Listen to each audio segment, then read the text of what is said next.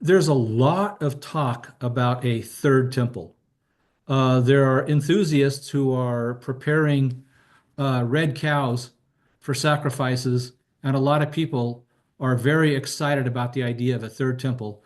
And my question is, does the Bible talk about a third temple, and does the New Testament talk about that? And so, as we talked about here, as we talked about this, we read in Peter that, the Lord is a living stone. We are living stones being built into a spiritual house.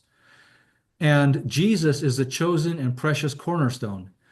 So Peter tells us that we are living stones being built into a temple and that Jesus is the cornerstone. But what else do we find? It's interesting that Stephen and Paul actually, in various writings, put the temple, the physical temple, in perspective. And I'll just read Acts 7:44 through 50, sort of truncated. Our fathers had the tabernacle of witness in the wilderness unto the days of David, who found favor before God and desired to find a tabernacle for the God of Jacob. But Solomon built him an house. Howbeit, the Most High dwelleth not in temples made with hands, as saith the prophet, Heaven is my throne, and the earth is my footstool. What house will ye build me, saith the Lord? Or what is the place of my rest? Hath not my hand made all these things? This, of course, is Stephen's defense. And I don't know if defense is the right word. He's basically prophesying against the leaders, the Sanhedrin uh, of Israel. But he points out that the Most High doesn't dwell in temples made with hands. And it's interesting that Paul in Acts also says, God that made the world and all these things therein, seeing that he is the Lord of heaven and earth, dwelleth not in temples made with hands. So both of these guys were writing while Herod's temple still stood. But they don't make a big deal of the temple, right? I mean, they're not talking about how great the temple is. They're saying that the Lord doesn't dwell in temples. And if God does not dwell in temples made with hands, where does he dwell? Well, I Paul have, tells it, what? I have an answer. In Yes, heaven, he it dwells in heaven. yes, it says our Father in heaven. Yes, the Father's in heaven. But Okay, go ahead. but he has dwelled in the temples in Jerusalem in past eras, in past times, in the first temple period. Yes. Definitely. Second temple, Nah, yeah, I don't know. yeah. The first First temple, temple, yeah. we're going to talk about God leaving the first temple, but where the clearly God blessed and filled the first temple with his presence. Um, but in the New Testament, they don't concern themselves. And Bill, I appreciate that. In the Old Testament, clearly, in the tabernacle in the wilderness and in the first temple, God did reside. And so, does the New Testament describe a new physical temple? Don't you know that you yourselves are God's temple and that God's Spirit dwells in your midst? If anyone destroys God's temple, God will destroy that person, for the temple is sacred, and you together are that temple. So I think that this would be sort of like, don't you know that y'all are God's temple? I mean, I'm not really a Southerner, but when he says you yourselves are God's temple, and then at the end he says, and you together are that temple. He wrote that in First Corinthians, and Paul writes again in 1 Corinthians 6, do you not know that your bodies are temples of the Holy Spirit who is in you, whom you have received from God? You are not your own. You were bought with a price. Therefore, honor God with your bodies. And in Second Corinthians, and anybody, please speak up. Questions, comments, Bill, thank you for that comment, but we're open to anybody. What agreement is there between the temple of God and idols? For we are the temple of the living God. As God has said, I will live with them and walk among them. I will be their God, and they will be my people. So when the Apostle Paul uses the word temple, the Greek word nous, He always applies it spiritually to the Christian church, and he never once refers to the literal Jewish temple. And Paul then goes on to explain to the Ephesians what he meant by the word temple. Now, therefore, you are no longer strangers and foreigners, but fellow citizens with the saints and members of the household of God, having been built on the foundation of the apostles and prophets, Jesus Christ himself being the chief cornerstone, in whom the whole building, being fitted together, grows into a holy temple in the Lord, in whom you also are being built together for a dwelling place for the Spirit, for the dwelling place of God in the Spirit. And so here, Paul clearly says the foundations of the temple are the apostles and prophets. The chief cornerstone is Jesus. The stones are believers. And the Shekinah glory that fills the temple is the Holy Spirit. That's what we have in the last line there. You are being built together for a dwelling place of God in the Spirit. So one could easily come to the conclusion that at least since the apostolic period, that we are the temple, right? That we are the temple, and us believers are the stones. Jesus called his own body the temple. Jesus didn't have a whole lot of great stuff to say about the temple, if you remember. It says Jesus answered, this is when they were giving him a hard time. He answered and said to them, destroy this temple, and in 3 days I will raise it up. Then said the Jews, 46 years was this temple in building, and thou rear it up in 3 days? But he spake of the temple of his body. Jesus was ignoring Jesus was just it's what came up. Jesus uh is de-emphasizing the temple there in Jerusalem. It had been, by this point, the temple had almost become a cult unto itself to the Jews. And even his disciples were talking about how great the temple was. And so, and Jesus pointed out, in Matthew 24, that the temple was going to be torn down stone by stone. And Jesus, it's interesting here, and referring to the last week of Jesus's life on earth, before his crucifixion, he was resurrected. That talks about Jesus departing the temple, and I think this is a really interesting thing because I think it reads on something in the Old Testament. So at the end of the triumphal entry, Jesus to Jerusalem, we are told that he entered the temple of God when he cast out the money changers. He referred to the temple as my house. He says, my house will be called a house of prayer, but you are making it a den of robbers.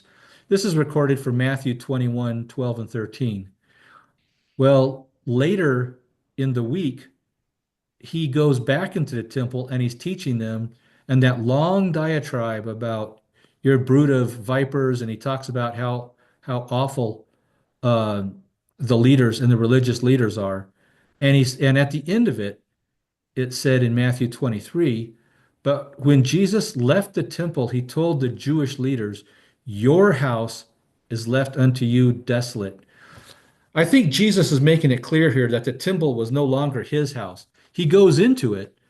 He goes, my house should be called a house of prayer. And he called it, it's referred to as the temple of God in Matthew 21. But when he leaves the city and he says, your house is left unto you desolate. And he goes up onto the Mount of Olives where he gives the Matthew 24 teachings on the great prophetic teaching there in Matthew 24. It's just interesting that he goes up onto the Mount of Olives. And I say that's interesting because if we look back at Ezekiel, in Ezekiel 10 and 11, we get a very interesting description by the prophet. And I've just, obviously, we're not reading all of that text, but let's see. Yeah. Dot asked if I'm doing Second Peter. Yeah, because Second Peter talked about we're a temple. And so I wanted to take this chance to talk about the temple because it's such a interesting topic to the church today, both Jews and evangelicals. And so that's why I wanted to talk about it. So back in Ezekiel 10, it says, Then the glory of the Lord rose from above the cherubim and moved to the threshold of the temple. The cloud filled the temple, and the court was full of the radiance of the glory of the Lord. Then it says he moved again. Then the glory of the Lord departed from over the threshold of the temple and stopped above the cherubim. While I watched, the cherubim spread their wings and rose from the ground, and as they went, the wheels went with them. They stopped at the entrance of the east gate of the Lord's house, and the glory of the God of Israel was above them. And then finally, in chapter 11, then the cherubim with the wheels beside them spread their wings, and the glory of the God of Israel was above them. The glory of the Lord went up from within the city and stopped above the mountain east of it. And the mountain or the hill east of the city is the Mount of Olives. I don't want to, it's interesting to me that this is when the glory of the Lord left the temple. There's no recorded instance of the Spirit of the Lord re-entering a building like that. Now, one could, and I would be in that group, easily argue that the next great appearance of God in the temple was Jesus walking around on the temple grounds. He was he was the obviously the better sacrifice, and he was the visitation of God to the temple. But it's interesting that in this recitation in Ezekiel, it talks about that he stopped over the Mount of Olives. That's why I pointed out that in the previous slide, we see that Jesus actually walks up to the Mount of Olives. It's interesting if God would have intended us to see that Jesus leaving the temple and saying that your house is left unto you desolate, and then walking up the Mount of Olives was meant to somehow follow how the Holy Spirit left the temple and made his way and stopped above the Mount of Olives. I don't know, but it looks like the New Testament is de-emphasizing a physical temple. But Ezekiel later in the book goes on to say that he promises to put the temple in their midst. And this is the promise that we all get to enjoy. He says, Moreover, I will make a covenant of peace with them. It shall be an everlasting covenant with them, and I will place them and multiply them, and will set my sanctuary in the midst of them forevermore. My tabernacle also shall be with them. Yea, I will be their God, and they will be my people. So after Ezekiel saw God's spirit, the glory of God, leave the temple, God gives the prophet the promise that he will set his sanctuary and tabernacle in their midst. And that's a glorious promise. Now, where is in their midst? I think that that's what Paul is referring to in the First Corinthians passage that way. Does anybody else? I'm jumping ahead. Yeah, Dot mentioned that. Does anybody else want to weigh in here at this point?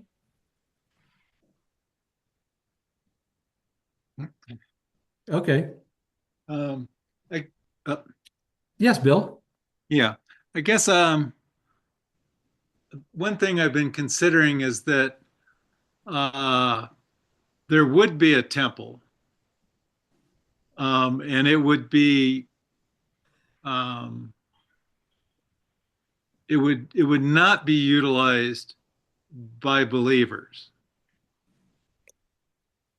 and there is a strong movement. At least there um, there I think there's a strong movement in Israel to build another temple. They would like to build another temple. Hmm. They would like it to be on the Temple Mount. Right. There's a small problem with doing that today, Uh-huh. but it's possible that that could be done. But that just because that's built there does not necessarily mean uh, that God is really going to have anything to do with it. I would Since agree. I think that all the things you're pointing out about uh, uh, Jesus being the cornerstone, and we're also stones of the true temple. Um, that's probably more correct as far as any uh, concept of a temple in the future, but Oh, it does not rule out a temple being built there and for some purposes. So uh, yeah, I think it could be a very strange situation, and it could be very misleading. yeah. Yeah, I I I completely agree with you that there will probably be a third temple built. yeah, And when you say believers, I I I would interpret that to mean the Israel of God. yeah, Jews and non-Jews or Gentiles and Jews who believe that Jesus is the Messiah, died for their sins, and he's the only way to God, and he's made propitiation by his sacrifice once and for all, and that sacrifice is no longer required, and that to begin sacrificing, saying that you're doing it in the name of God, is blasphemy. If that's what you're referring to, I certainly think that I think that a third temple will be built. yeah. And they will offer sacrifices, Yep, likely. So, very likely. Yeah, well, and that goes to if you remember in the Who is the Beast seminar, and I talked about the false teachings of preterism and futurism. One could sort of say that the the the people who developed the futurist doctrine to to distract from the fact that the little horn, the beast, is the papacy, the power of the papacy, that they needed to make a distraction that would get everybody focused on it. And so instead of having people focus on the spiritual dimensions that we, the church, are God's temple, focusing on a land, focusing on a building, focusing on a set of events that's very physically oriented, because that's something that the the leaders of this world could do, right? They can build a building, right? They can throw one group of people off the Temple Mount and put another group of people on it. Um, and once that happens, I think it'll be very difficult to convince people. Oh, Elaine is here. Don and Elaine just showed up. Hi, you guys. I don't know if you can hear us yet. Um, but the idea is that I think that the scenario is that the whole false teaching of the 70th week of Daniel being moved into the forever future, the rapture happening, pre-tribulation, the building of the third temple, the deal, the covenant between the Antichrist and the Jews, all of that is part of one gigantic false teaching meant to take everybody's eyes off the truth. And I think it will be responsible for leading a very large number of people in the wrong direction in the broad way rather than in the narrow way. Any comments on that? Okay. So it says that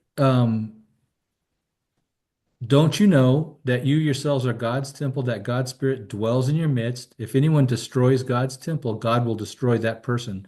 For God's temple is sacred, and you together are that temple. So God fulfilled his promise at the time of Ezekiel by building his sanctuary and his tabernacle in their midst and giving his Holy Spirit. Whoa. Okay. Because in Ezekiel, God promised that he would set the sanctuary in the midst of them and the tabernacle. And I believe that's what we see in their midst. And that's what we have here, that don't you see that God's Spirit dwells in your midst? And so it's a fulfillment of the prophecy of Ezekiel. And also, there does not appear to be any teaching of a physical third temple in the New Testament. In fact, I believe the New Testament teaches just the opposite, that God's temple is built, God's temple, right? I separate that from a potential Jewish third temple, but God's temple is built of stones of believers on the foundation of the apostles and prophets and the cornerstone of Jesus, and that temple is filled with the glory of the Holy Spirit. And that infilling is available to us whenever we are gathered together and in His name. Okay, well, that is everything that I wanted to talk about